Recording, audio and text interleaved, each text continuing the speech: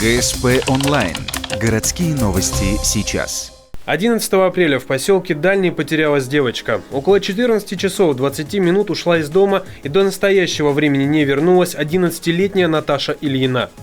Она должна была поехать в Ухтинскую худшколу на занятия, но в назначенный час не появилась и домой в этот же день тоже не пришла.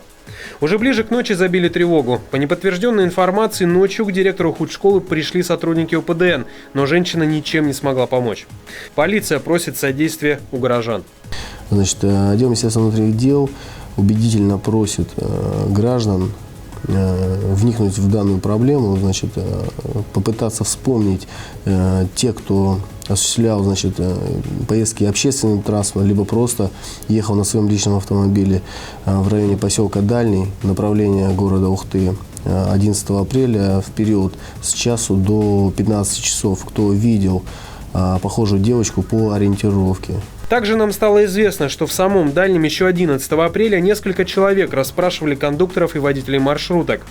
12 апреля съемочная группа ГСП побывала в поселке. Местные жители посоветовали проверить заброшенную стройку. Между Пенелюксом и Магнитом налево пройти, там будет школа и заброшенное здание рядом. Да, там увидеть пятиэтажное здание.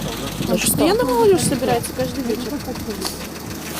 Там и дети бегают, и решетки уже повесили, они сорвали решетку, носятся.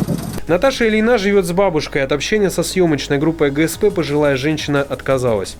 Поиски девочки продолжаются. Ее приметы: на вид 10-11 лет, худощавого телосложения, рост 140 сантиметров, волосы темно-русые, ниже плеч, глаза темного цвета.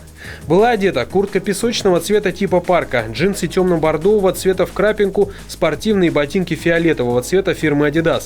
Шапка такого же цвета трикотажная, с собой был фиолетовый рюкзак.